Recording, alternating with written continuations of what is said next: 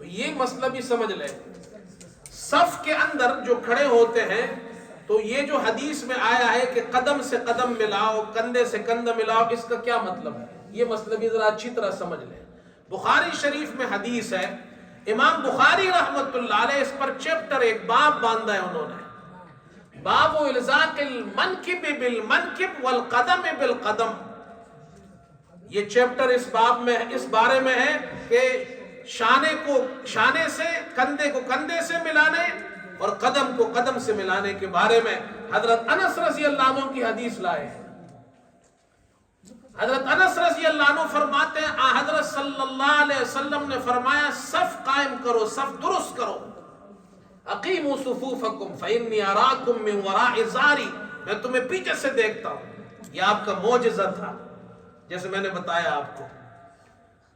اور حضرت انس فرماتے ہیں ہم میں سے ہر شخص وَكَانَ أَحَدٌ مِنَّا يُلْزِقُ مَنْكِبَهُ بِمَنْكِبِ صَاحِبِهِ وَقَدَمَهُ بِقَدَمِهِ، ہم میں سے ہر شخص اپنے کندھے کو دوسرے کے کندھے سے ملاتا تھا اور قدم کو قدم سے ملاتا تھا۔ اب یہ حدیث سمجھ میں آ گیا؟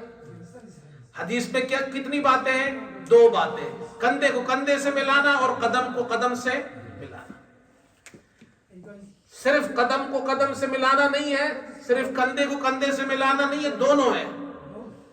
ملانے سے مراد یہاں فزیکلی ٹچ کرنا نہیں ہے، فزیکلی چپکانا نہیں ہے، فزیکلی ٹچ کرنا نہیں ہے۔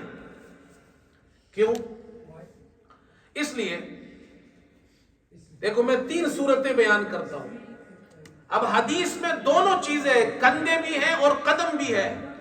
یہ فزیکلی بہت ڈیفیکلٹ ہے کہ آپ صف بنائیں اور آپ کا کندھا بھی اس کے ساتھ دوسرے ساتھی کے ساتھ لگا ہو، ادھر والے کے ساتھ بھی ادھر والے کے ساتھ بھی، دونوں قدم بھی ساتھ لگے ہو، یہ فزیکلی ممکن نہیں ہے۔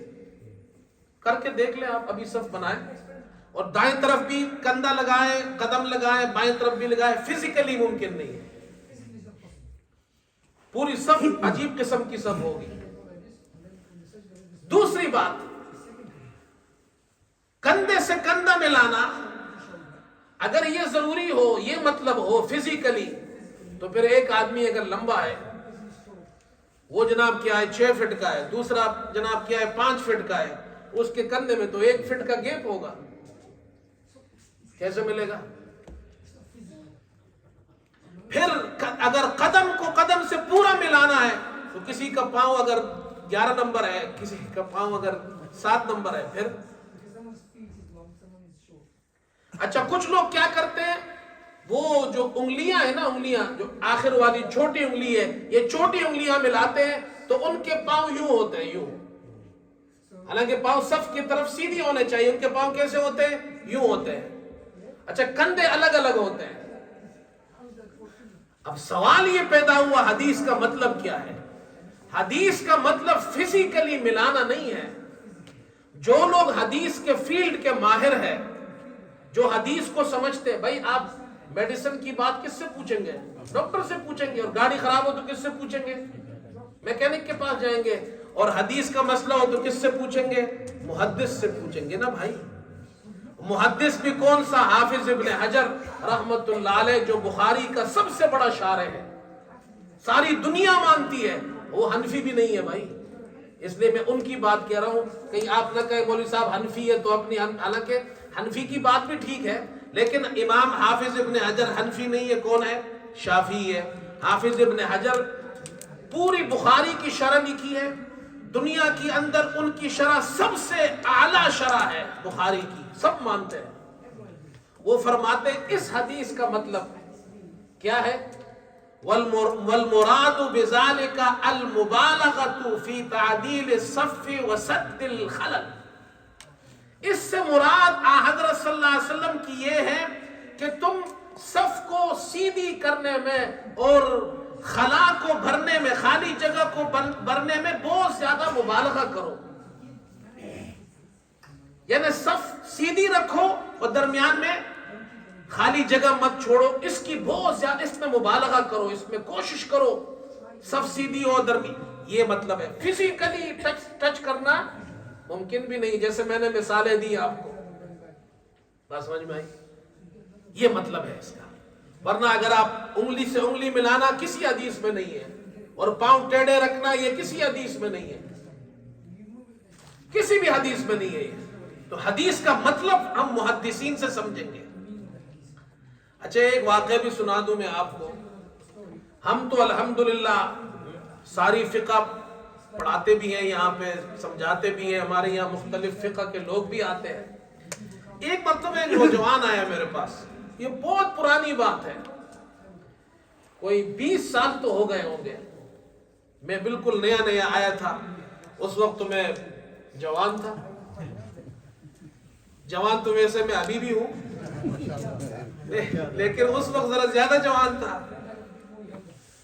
تو خیر اس وقت میں ذرا جوان تھا اور مدرس تھا، پاکستان سے یہاں تازہ آیا تھا، اور اکیلا بھی ہوتا تھا، بچے بھی نہیں ہوتے تھے یہاں، مسجد میں زیادہ وقت گزارتا تھا. یہ نوجوان آ جاتے تھے میرے پاس، مختلف لوگ، تو وہ کبھی کوئی مسئلہ پوچھتے تھے، کبھی کوئی بحث کرتے تھے. تو وہ ایک نوجوان آیا، اس نے مجھ سے یہ بحث شروع کی. انہوں نے کہا آپ جو حنفی لوگ ہیں نا، آپ کی نماز آپ صف سیدھی نہیں بناتے، غلط بناتے ہیں. صف جو ہے اس میں ٹانگوں سے ٹانگیں ملی ہونی چاہیے، قدم سے قدم ملا ہونا چاہیے. یہ بات چھیڑ دی. خیر اس کو میں نے کہا کہ ایک آپ سے دو سوال کرتا ہوں. ایک سوال یہ ہے، جب آپ صف میں کھڑے ہوتے ہیں تو آپ یہ ٹانگیں پوری یوں کھولتے ہیں نا، اتنی دوسرے سے ٹانگ ملاتے ہیں، پاؤں پہ قدم سے قدم ملاتے ہیں تو کھول دیتے ہیں. جب آپ سجدے میں جاتے ہیں تو یہ دونوں پاؤں آپ سکیڑ لیتے ہیں.